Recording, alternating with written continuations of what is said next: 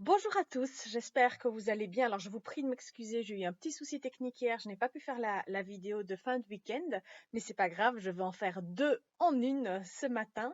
Alors, tout d'abord, merci à Annie de nous avoir fait voyager. Alors, le train est pour moi un des moyens de transport les plus porteurs en termes d'inspiration. Et puis, avec quelques notes de Danube Bleu, c'est du bonheur en prime. Donc, merci Annie. C'est vraiment très, très chouette d'avoir participé.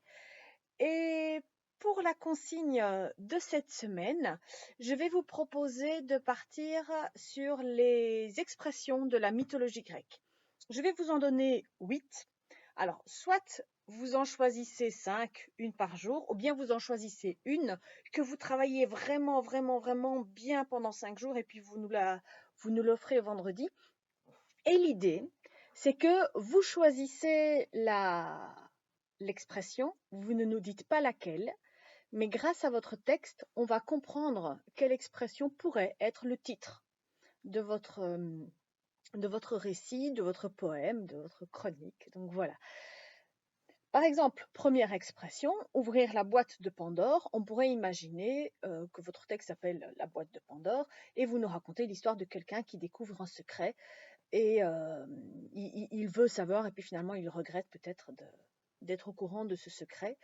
Voilà, vous n'êtes pas obligé, quand je dis ouvrir la boîte de Pandore, vous pouvez juste prendre la boîte de Pandore, vous n'êtes pas obligé de garder le verbe.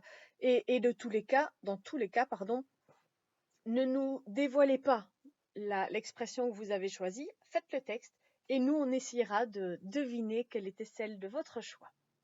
Donc, je vous donne les 8 expressions. Ouvrir la boîte de Pandore, tisser la toile de Pénélope, subir le supplice de Tantale, se croire sorti de la cuisse de Jupiter, avoir une épée de Damoclès au-dessus de la tête, succomber au chant des sirènes, mener une vie de Spartiate et être la pomme de la discorde.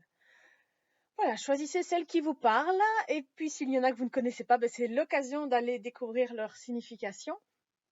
Avant de vous quitter, je vais faire ce que j'ai pas pu faire hier soir, c'est-à-dire vous suggérer une lecture. Je vais revenir avec, avec Arnaud Stouff et le journal de campagne du capitaine Crapaud avec le volume 4, de manière à vous parler de Andrasta. C'est la maison d'édition en réalité. Si vous voulez vous procurer ces livres-là, ils n'existent pas dans le commerce. Il faut contacter directement Arnaud Stouff via son site Andrasta. Donc voilà, n'hésitez pas à le contacter et puis voilà, à faire vivre un auteur local, une édition locale belge de la région de Mons, comme je le disais l'autre jour. Voilà, je vous souhaite une bonne semaine et puis cette mythologie surprise, ces petites devinettes mythologiques, j'espère qu'on va pouvoir y répondre. Excellente journée, excellente semaine et si ces consignes ne vous inspirent pas, bien comme d'habitude, j'en mets 2 autres et on se retrouve bientôt, c'est-à-dire mercredi soir. Ciao ciao!